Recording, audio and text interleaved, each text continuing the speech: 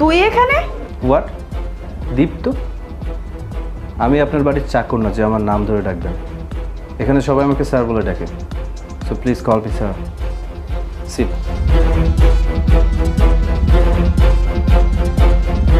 তো ইন্টারভিউ শুরু করা যাক। প্রথমে বলুন আপনার হবিস কি? স্যার, আমার হবিস হচ্ছে পড়াশোনা করা আর থাক, বলতে হবে না।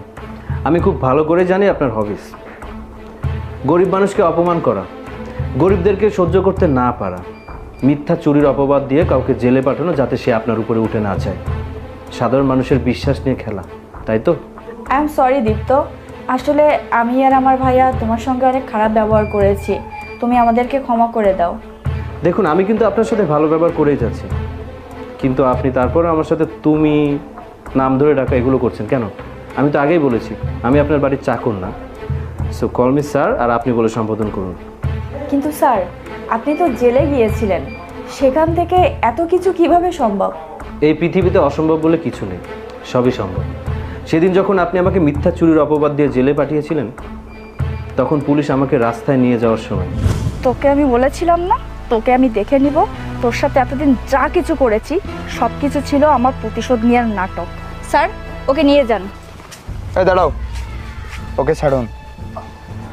আসলে আমার কেন জানি মনে হচ্ছে তুমি নির্দোষ, কিন্তু কামরুল সাহেবের সামনে আমি কথাগুলো বলতে পারিনি, কারণ সে আমাকে থানা থেকে ইনফর্ম করে নিয়ে এসেছে।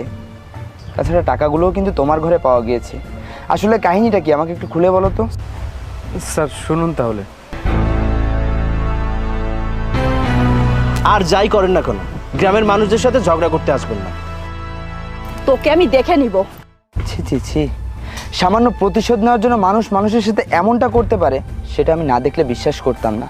তোমাকে আমি থানায় নিব না, তোমাকে আমি এখানেই ছেড়ে দিচ্ছি। তুমি এই গ্রাম ছেড়ে অন্য গ্রামে চলে যাবে। তোমার থাকা খাওয়ার ব্যবস্থা আমি করব, তোমার লেখাপড়ার খরচও আমি দিব। তুমি শুধু সাফল্য দিয়ে এটা বুঝিয়ে দিবে যে গরিবরাও মানুষ। যাও, আজকেই চলে যাও এখান থেকে। মাহবুব, চলুন। ধন্যবাদ স্যার। সারা জীবন মনে করে এসেছি পুলিশরা প্রমাণে বিশ্বাসী, কিন্তু সেদিন সেই পুলিশ অফিসারকে যদি না দেখতাম তাহলে বিশ্বাসই করতাম না যে মানুষের মধ্যে মানবতা বলে কোনো জিনিস আছে, মনুষ্যত্ব বলে কোনো জিনিস আছে, বিবেক বলে কোনো জিনিস আছে। ওই দিন ওই পুলিশ অফিসার তার মনুষ্যত্ব, মানবিকতা আর বিবেক দিয়ে আমার ব্যাপারটা ভেবে দেখেছিলেন। আজকে তার জন্যই আমি এই পজিশনে। আমি সবসময় তাকে সম্মান জানাই। আর হ্যাঁ, কী যেন বলছিলেন আপনি? আপনাকে ক্ষমা করে দেব? আপনার মতো একটা অমানুষকে আমি জীবনেও ক্ষমা করতে পারবো না, যে কিনা সামান্য একটা ব্যাপারকে কেন্দ্র করে একজনের জীবন পর্যন্ত নষ্ট করে দিতে পারে। দেখলেন তো, অন্যের জন্য গর্ত খুঁটলে সেই গর্তে নিজেকেই পড়তে হয়। স্যার, এভাবে আর বলবেন না, আমি সেদিনের বিষয়ের জন্য খুবই লজ্জিত।